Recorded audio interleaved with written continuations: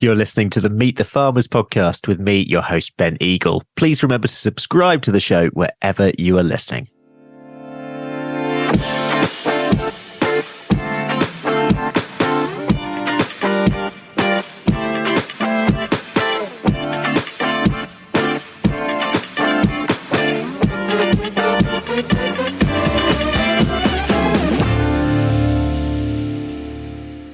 Hello, everyone. Welcome to episode 201 of the Meet the Farmers podcast from the Ben Eagle. I can't believe we're over 200 now. Today, I'm heading to Monmouthshire in South Wales to meet Dan Smith, who is farm manager at Jamie's Farm in Monmouth. Now, if anyone doesn't already know about Jamie's Farm, we're going to discover more today. But in short, they are a charity aiming to better equip vulnerable children for life. And they do this through a four-winged approach: farming, family, therapy, and legacy. And they have 6 farms across England and Wales, onto which they invite these young people to stay on the farm with the team for 5 days. Dan himself grew up on various farms across England and Wales, as his father was a farm manager. And before joining Jamie's Farm, he ran a business in the Cotswolds, specialising in farm maintenance, conservation management, and farming cover. And he has a real passion for sharing his experience and helping others to appreciate the countryside. So it was pretty perfect for Jamie's Farm in lots of ways. Dan, it's great to have you on. Welcome to Meet the Farmers. The last time we saw each other face to face was when I had certainly had a lot to drink after the Oxford Farming Conference. Yeah. Thank you. 201. That's quite cool. Cool number. Yeah, we did meet in a bar in the last time at the conference. Not that that's its main purpose, but it's definitely a bonus part of it. Yeah, for sure. Tell me about Monmouthshire first of all. What's the countryside like? Well, I know it quite well because you sort of go through it quite a lot, don't you, on sort of England to Wales trip? Yeah, that's true. Actually, I guess most people do go through it, and I think it might famously be the county that nobody actually wanted. But I think varied is the word I'd use. You know, we got mountains start the mountains over in the west, Abergavenny, and then this really productive mixed farmland kind of in the middle, a bit of a triangle up towards Hereford of really good mixed farming country. And I'm not in that bit, so that's good. I'm in a stunning location, but a hard farming location. You know, banks of the River Wye, in between that and the Forest of Dean, and it's steep. It's stunning, beautiful. It's not the most fertile of land. You know, I can get on about 40% with a tractor. You know, it's pretty tricky country, but it is. You know, it's wildlife rich. It's kind of a hidden pocket and of our kind of microclimate as well. And there isn't a huge amount of farming. You know, in this little pockets, the Wye Valley south of Monmouth, there isn't a huge amount of farming. There's sheep on tack and there's horses and stuff, but it's not it's quite sort of a bit of a hidden gem with farming in amongst it, I guess. Yeah. How long has Jamie's Farm had the farm there? So I moved here in 2017 when they bought it. And yeah, it's our least traditional in terms of farmland, I guess, in terms of the sites. Tell us a little bit more about Jamie's Farm, in terms of sort of what it stands for, what it does, how it started, that kind of thing. Yeah, so I can talk about Jamie's Farm for a long time, mostly just because I really believe in it. And there are lots of different things we do, but I guess in simple terms, we're really trying to champion those children who have less opportunity.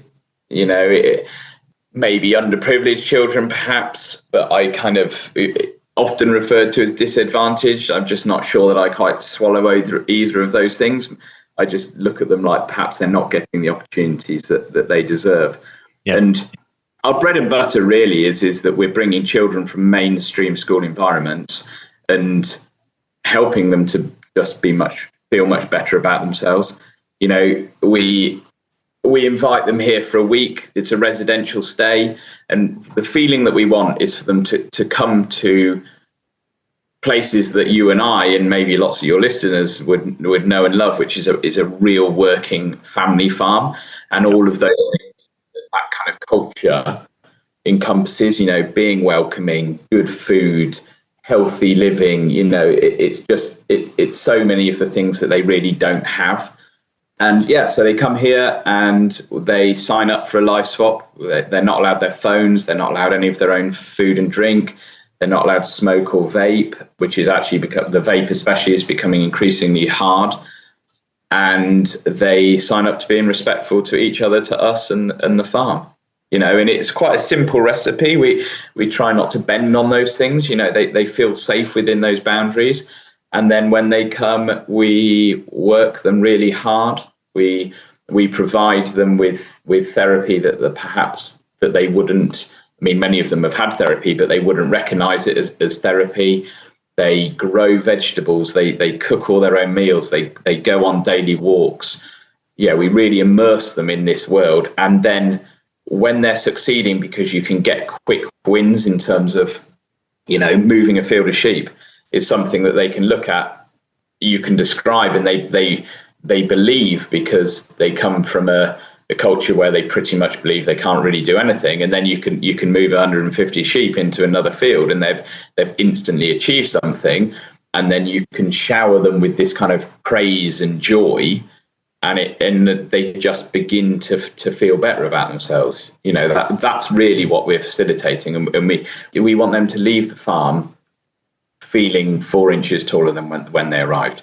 That's the kind of the simple side of it, I guess. There's obviously a lot goes into it, and I work with some amazing people who are very skilled at facilitating that, but that's kind of the nuts and bolts of it. There's other interests that we do. We work with unaccompanied asylum seekers. We work with a lot of children in care and mothers in sheltered accommodation and things like that. So there's lots of elements to it, but that's the kind of bread and butter. How did it start as a charity, and who's Jamie? Jamie Fielden, great guy. Have a chat to him, anyone who gets a chance to meet him, because he's very interesting. He's still our CEO, and we've got a joint CEO, a guy called Jake, who's equally as brilliant in different ways. And our head of our therapeutic side is Tish Fielding, who's Jamie's mum. And actually, Jamie did the Teach First program, which lots of people have heard of, I'm sure. And he was teaching in Croydon and could see that there was this issue and maybe a solution with how he was brought up. He wasn't a farmer, but he worked on farms and loved it. And I think he took some lambs into the school that he was teaching in, and kind of developed it that way. And actually, then children were invited. They were like, let's do this. So Jamie and his mum, who's an incredibly skilled and lady in her career, had been working with often children of the demographic that we have, and they just invited them to her house and had a great time. And it's grown and grown and grown. And the first farm they bought in Bath 12 years ago, and then it's grown since then and is actually continuing to grow, which is cool. It may be sad that the demand is quite so much is there, and actually the demand for our services is increasing, partly because we're recognised as a really good intervention, but also really sadly, like, these problems aren't going away, and if anything, they're getting more and more compounded. That's kind of how it all started.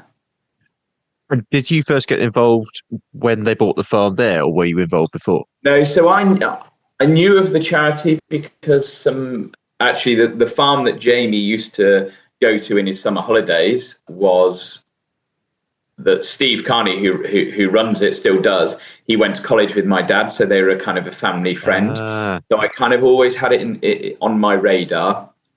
And then I'd been volunteering back home with a couple of different organisations doing similar things, and it's so far removed from anything that I'd known before, or even knew that I kind of might even be any good at, to be honest with you. It's quite a leap, but I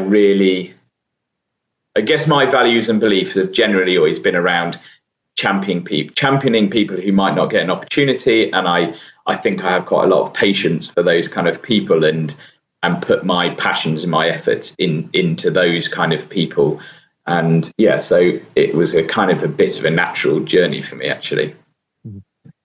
We'll go on and talk a bit about your path in a bit, but actually I just want to pause on something you picked up when you were saying, do you think that demand is a bit of a weird way of putting this, but do you think that demand for this kind of service is growing then? Yeah. I mean, everyone talks about COVID and lockdown. That changed a lot of things. It's changed the demographic of the children that we have come and visit us, and there is much more of an emphasis put on well-being nowadays than there were before, and that recognition that children need, or anyone actually, children, adults actually, that well-being support is a massive subject. What I think it was growing anyway. I think there are problems in culture and society that are changing how we operate, and added with budget cuts and things like that. I think schools are not easy places to navigate, and I'm not sure they ever were, but I think that potentially that's getting harder and harder and harder. And then you add in a global pandemic, and there's a lot of children. If you have to consider, some children missed 2 years of schooling. And that development from, if you think of a baby that's born through to an 18-year-old adult, as we might want to call them, that's not a huge amount of time to do an awful lot of learning. So actually, when you're missing 2 years, and it's having huge cultural effects within schools and within society, and then you chuck in things like social media, which is a difficult one, but actually depending on how you use it, can be incredibly negative. And you add that into these teenagers and stuff, and it's a sort of it's a whirlwind of things that are happening, and I don't think anyone's got any control over it at the moment. So all we're trying to do is do our very best to just help as many possible children as we possibly can. That's kind of what we're trying to achieve. Yeah. Let's turn to your sort of role as farm manager. What does your day-to-day look like? I'm guessing that's quite varied. Yeah, varied's the word. It's pretty amazing, really. As Jamie's farm, we're incredibly passionate about our farming. We consider ourselves to be doing really good farming. It's really important to us that the farming is commercial. This is often, charities are thought of as these kind of fantasy lands where people go and pet animals. It is so far away from that, and we're very proud of that. We want to be at the forefront of things like genetics and our land management and our environmental impact, and we do a lot of work around that. But that's often not the thing that's seen. We have farm managers meeting. We've got the great farm manager on every single site, like doing amazing fun stuff. But that's not necessarily what's viewed, because a lot of my day to day is, that's my passion, and I can do that, and I want to be a good farm manager. I want to make money and all of those things. But actually, most of my time I spent chasing around kids or managing staff, or all of those things that don't quite creep into everyday farm management. Actually, that's why I love it. Most of my farming I do with kids. Our cows are on daily moves. Things like going and moving cows and calves with 3 teenagers who have never done anything like it, or getting ewes and lambs in and weighing them. If I was doing that on my own, for me, that would be quite a lonely existence. As much as I love it, and I think it's a great industry, and we should be pushing all of those things, that my time is spent facilitating that, because I know that it is just this brilliant vehicle to help other people, essentially. And I wonder sometimes in farming, and certainly in farm management, because I've got a lot of friends who are farm managers, whether they miss that side of it. They're so busy, kind of, I don't know whether they know actually how good their jobs are and how much benefit you can have with it. But yeah, equally, I could be fixing a toilet that a kid's broken, or as you can imagine, there's all sorts of things that go on here that But I'm quite relaxed. I'll do anything if it needs doing. This episode is being supported by our primary sponsor, A-Plan Rural. Why did I want to collaborate with A-Plan Rural? Well, having got to know them, their team shares my passion for giving a voice to farmers, and we are both driven to raise the profile of farming voices to a wider audience. So it seemed quite a good fit. Quite frankly, together we will be able to do a lot more. A-Plan Rural do a lot of work on social media themselves, sharing farming accounts and farming stories. They have a rural community blog which shares farmers' experiences, and they also support a growing number of initiatives that champion UK farmers, including this podcast. So a big thank you to A-Plan Rural for supporting Meet the Farmers. So in terms of your young people, and you said there actually that there is actually quite a diverse sort of group of people who come to you, but what are they looking to get out of it? Do they want to be there? And do you notice a shift in them over their time on the farm? Two very different questions. Quite often they come because they think they're really naughty. Yeah. It depends on the school relationship and the teacher relationships, but more often than not, they think they're coming as sort of some kind of punishment. But actually, we can very quickly dispel that. We do actually ask them we have quite structured meetings, and every Tuesday after lunch, we ask them why they think that they're here. And it's quite interesting to get those ideas, perhaps, and we include the teacher in that. And what we really try and instill in them after that is that actually the reason that they're here is because you have 12 kids from a school, and there could be 2,000 kids in that school. So what we're saying to them is they've actually been brought because somebody sees a lot of potential in them. And yeah, let's be honest, it might be because you might be messing around in a class, or it might be because we get selective mute children, for example, and that there might be something around their communication, but ultimately they're there because somebody's seen something in them. And that's what we're trying to instill in them. Around what they get out of it, I mean, it's plain to see. If you came on a Monday and met a group of kids, and then came on a Friday and met the same group of kids, I would be amazed if you weren't quite surprised. Yeah. Not every week, but that's generally. And what happens is this kind of forming, norming, as we call it, which is why a week is very successful, because they come and they're in this kind of whirlwind of emotion and anger and these identities that they've given themselves based around being naughty, or being the quiet one, or being the stupid one, or being the best one, whatever it happens to be. And then we mix that all up by doing loads of different things on the farm, dispelling myths about themselves, really giving them some quite high challenge, really giving them boundaries, but also giving them a lot of praise and a lot of kind of help within that. At the end of the week, so that's the kind of the forming who they might be, and we really encourage them and talk about being them true to themselves. And then the kind of the norming is when we're setting them up to go home and back into life and be like, actually, look what you've achieved. This is what you can achieve if you be the person that you've proven yourself to be. And we talk about being the best versions of themselves. Once you've done that, there's no reason not to do that. And then on to very tangible things like eating all around the table as a family. We all eat all of our meals are sat around a big table. That's something that a lot of them can achieve but have never achieved. Playing games around a table rather than being on a PlayStation, or going for a walk rather than sitting in their bedroom. They're another tangible thing that they can take with them.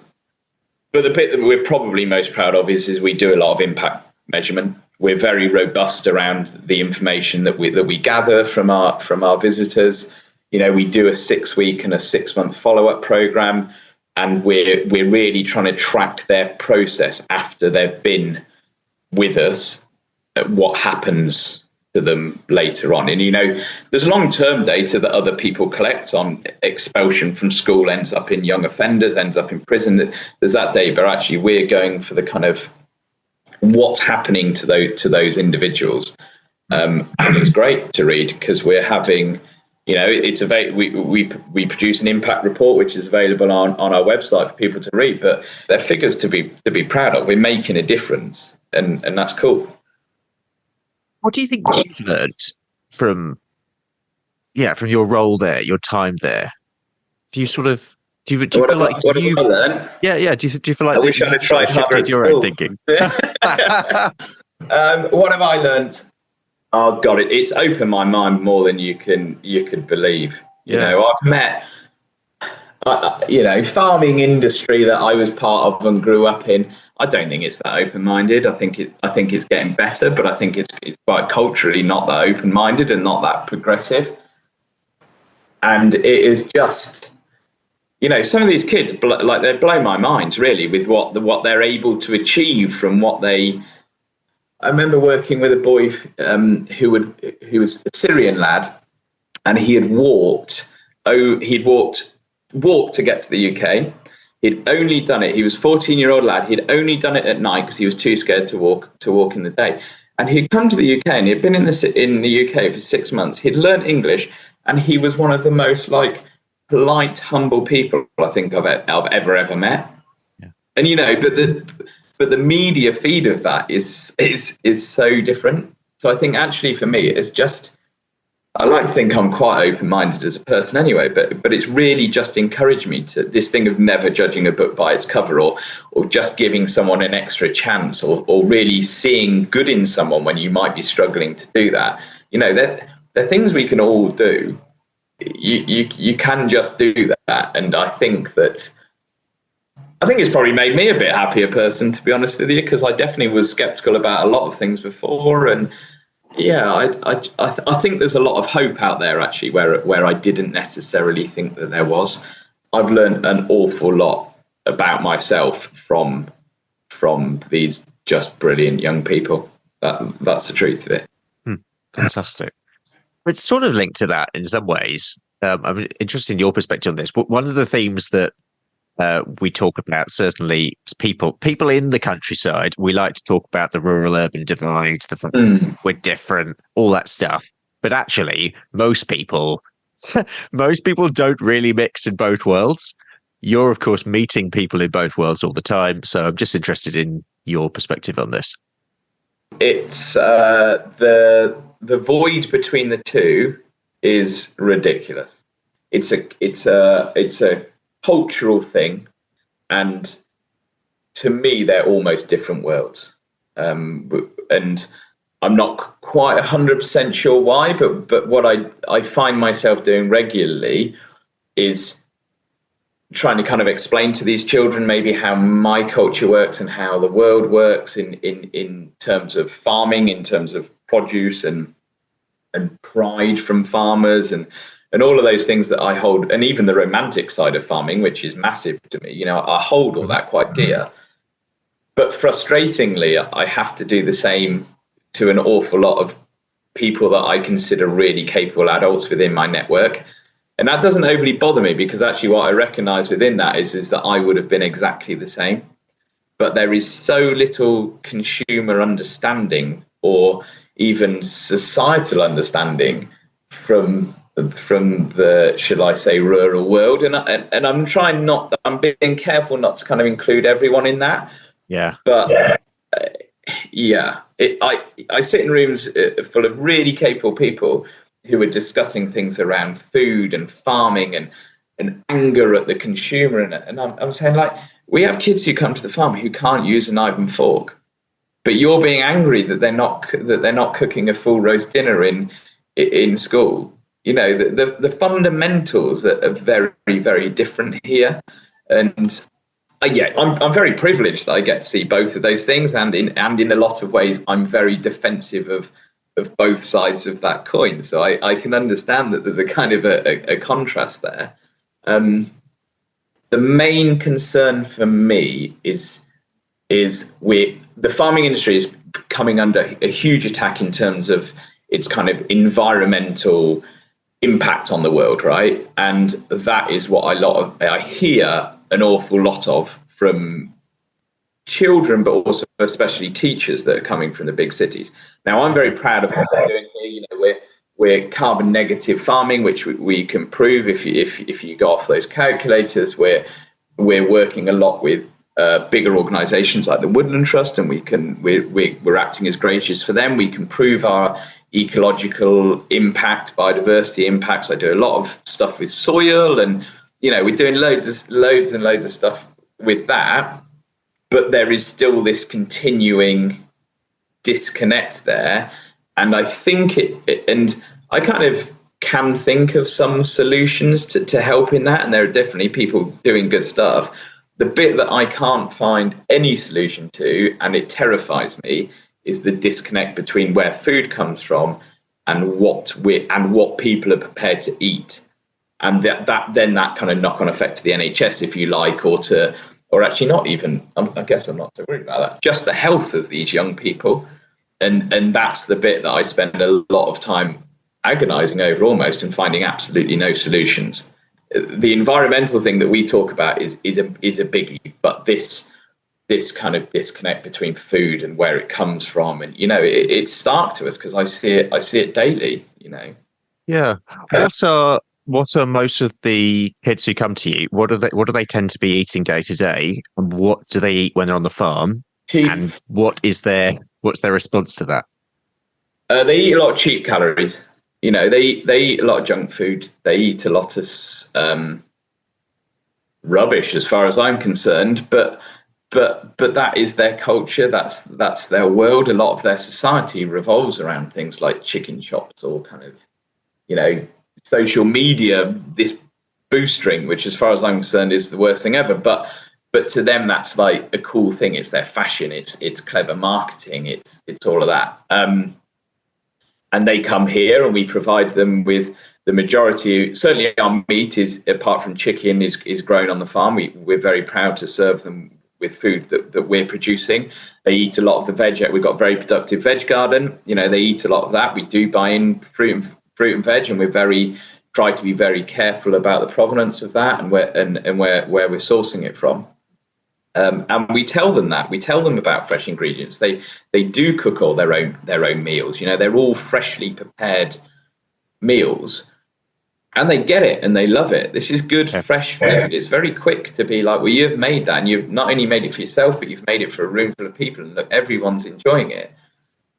But when you consider that some of their culture is so far removed from food that we had a group of boys not that long ago that genuinely didn't know that food is something that has to be prepared, because a burger comes via an app, and that is just something that's created. When you're dealing with that sort of void of knowledge or culture or whatever you want to call it, that's tricky. And we can do it for them while they're here, and we can give them healthy food.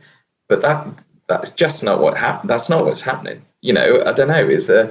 Are there greengrocers in every town? Are people using butchers? Are those greengrocers, those butchers, bothered about where food is coming from? I don't know, because supermarkets certainly don't seem to be. Yeah, it's a fascinating one, actually. I remember when Luke Ablett came on the show several weeks back, we were having a very similar conversation, in that actually it's that perception of where it comes from, isn't it? Because especially over COVID, you had a shift where a lot of, certainly kids, but a lot of people, they won't even go to the supermarket. So actually food doesn't even come from a supermarket anymore. It comes from a van. And sometimes you don't even see the van. It'll just be left outside your house. Yeah. And then it'll just appear. So, and even if you don't see it, then you're not going to actually be able to actually. Even in a kind of a rural setting that we are now, we've got a really forward-thinking community full of brilliant people. I remember on I had some pigs that were ready to go during lockdown, and I got them turned into sausages, and I said to the locals, come buy these sausages, Jamie's Farm produce, no artificial inputs on the ground, like all of those things like that. And it went crazy. We sold 4,500 sausages in a day, right? But now I reckon 5 to 10% of those people have come back, because we want that convenience. So they all raved about them. They were like, these are the best sausages we've ever had. We love what you're doing. And it just, the system doesn't even work for that. They're people who live within 15 minutes of here. The system doesn't even allow for that. So I don't know how we expect people to do it who are geographically or culturally much far removed from us. Yeah. Let's turn a bit towards you, because I'm interested in sort of your journey to how you got to this way of thinking, and I suppose where you are now as well. So let's go all the way back. Tell us about your life growing up. Yeah. born in Wales, where my family my mum and dad were tenants on a dairy farm, and then from there just moved around loads and loads and loads. Dad had a job every couple of years, probably some quite good farm managers jobs, probably some not so good ones, and I've never really pinned down the reason that we moved so much, but we did. By the time I was 21, I'd lived in 26 different houses. Wow. So my mum was born in Chile, and I'm not sure she ever loved the British farming kind of culture, and she was very capable and then had children, and that didn't ever really work out. So, well, no, having the children worked out, they were fine, but that kind of culture around that, and then so they were divorced when I was 8, and I'd been to a few different primary schools by that point. School was not great for me. I didn't enjoy a single day that I ever went to school. I couldn't tell you any of my teachers' names. I just didn't have that kind of way of being, I guess. And I was, I don't think I knew it at the time. I don't think kids do, but I had a very academically capable older brother who did loads of good stuff at school, and then I had a middle brother who was very dominating but very capable in his own way. And basically, I was just like just this lost kid, I think. And my mum always describes me as being like quite happy. I think I'm relaxed enough to find quite enjoyment within whatever I'm doing, and certainly now I really believe in like life is what you make it, rather than it should just be given to you. But yeah, I was a particularly nomadic, slightly lost child, I guess. And then later on in my teenage years, I kind of created that for myself by moving around a lot, probably doing a lot of things that people would consider quite daft, but such is life. But I didn't ever really want any of that, I don't think. I don't think that sort of suits my nature. And then I met an incredible lady who's now my wife in the Cotswolds, and we spent, I was there for over 15 years in the Cotswolds. So, and that's kind of where I consider home, although I don't actually really consider anywhere home. My mum now lives in Portugal and has done for nearly 20 years, I think. And my dad married again and had another son. And I just, I guess I was lost within all of that until I found my wife. And then my kind of, I started business in the Cotswolds and was very settled there. We had so many friends, like, my colleagues thinks it's mad. It's wedding season now. Everyone's getting married and we're going to like 10 weddings every year because we have these like amazing friends who we care a lot about. And I think that's where my kind of empathy and sympathy developed, but it wasn't an instant thing. I spent a lot of time being quite a lot angry, I think, and having a chip on my shoulder about something that I just didn't really understand.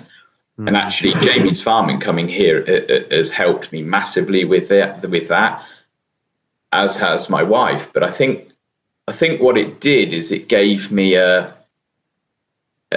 kind of gave me this reflective thing and something that I was always looking for, and I was always prepared. Like, I'm quite like to be challenged. I like to kind of have to think about things, and I think that I wouldn't be the person that I am now, championing perhaps others who are also struggling things, if I didn't have a lot of that. And it almost sounds a bit terrible. It wasn't.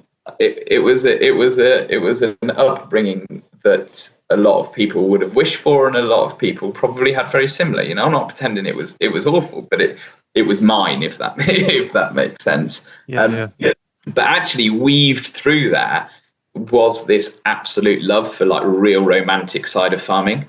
I was the ultimate carpet farmer. I had all the Britons that you could ever want. The idea of like rounding up sheep with a sheepdog, or kind of ploughing matches, or whatever. That's why I came back to farming, because actually I was completely disillusioned with farming. I think watching my dad manage estates, and he would say now that he was doing what he was taught, but they were doing a lot of what I consider pretty harsh stuff. And I am interested in the environment and ecology and all that. That it's a passion of mine, but I could see that there was something wrong there.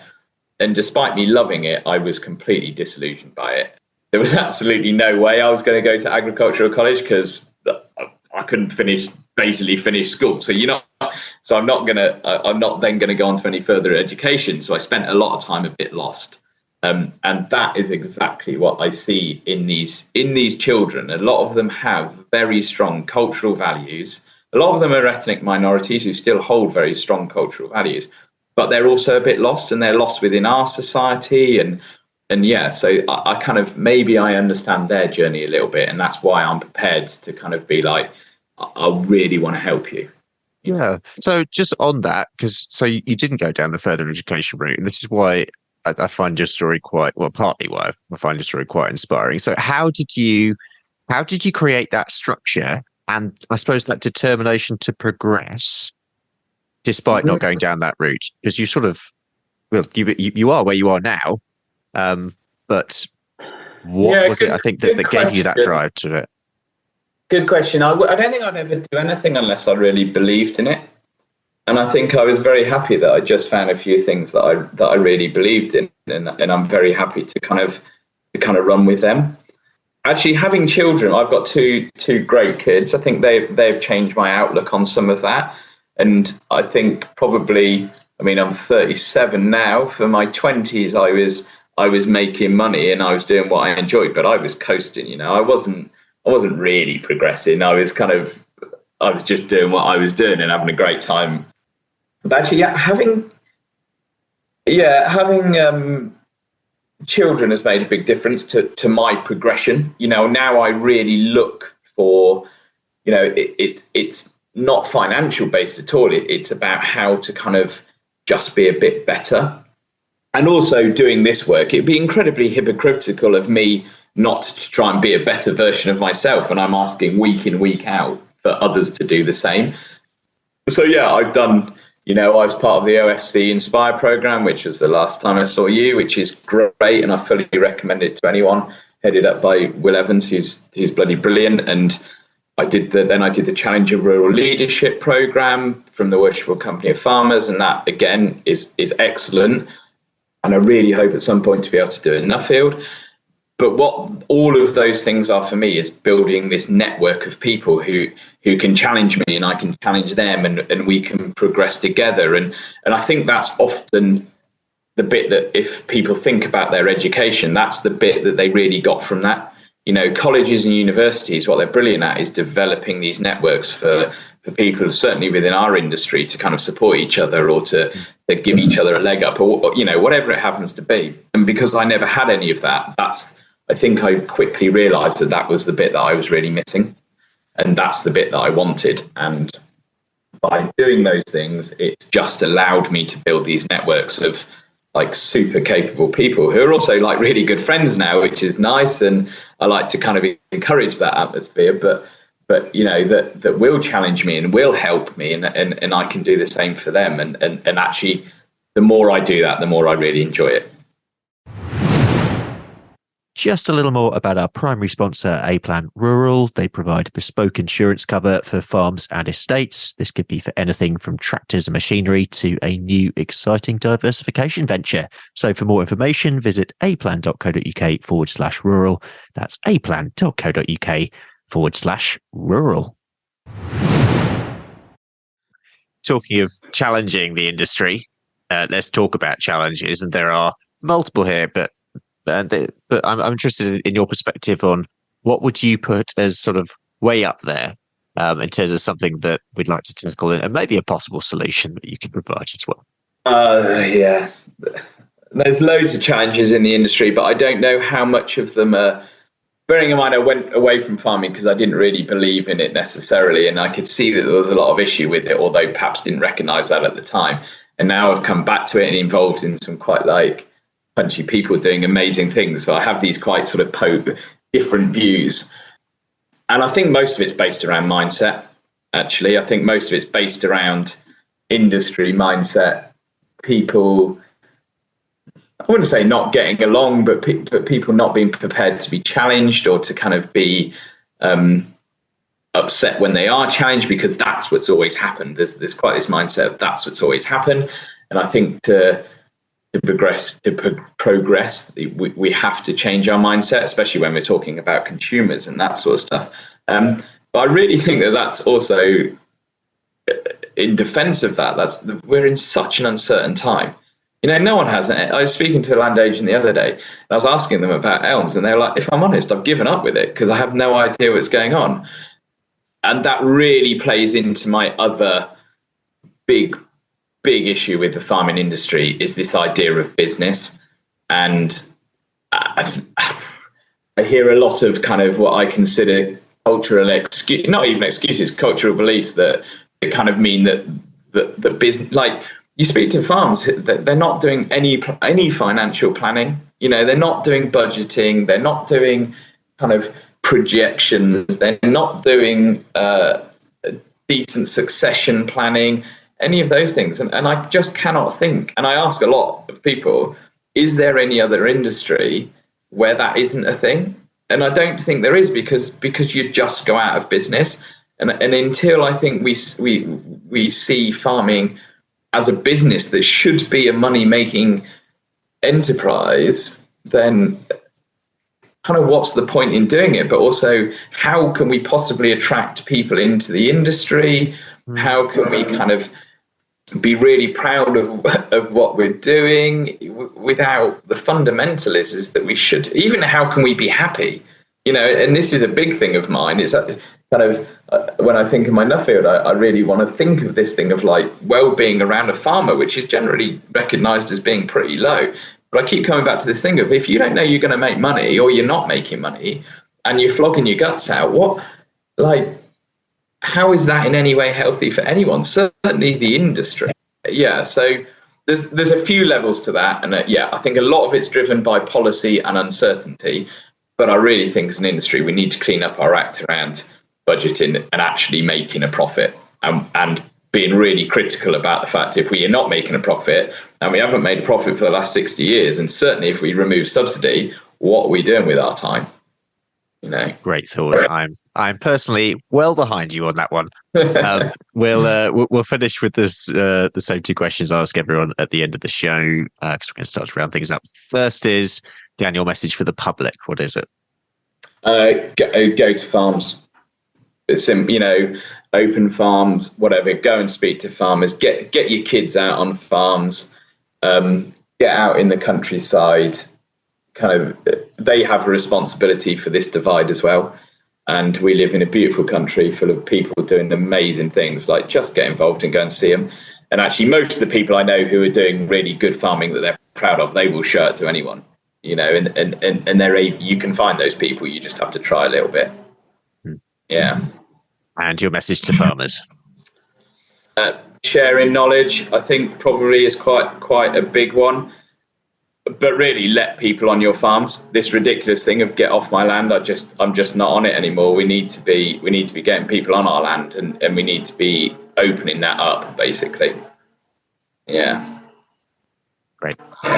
And finally, recommendation for a blog, podcast, or social media account to follow. That can be farming or something that has nothing to do with farming. Yeah, Jamie's Farm. Get on it. I'm sure everyone. I've actually got. I could give you a few, but it's a good way of following what we're doing, and it might just give some people that connection between the farming, which we share a lot of, and our farming practices that we're very proud of, but also some of the people that we have visit and some of their stories. Jamie's Farm. We've got Twitter, we've got Facebook, we've got all sorts of. We do a lot of podcasts. We do a lot of podcasts based around education, and we're very involved in that world.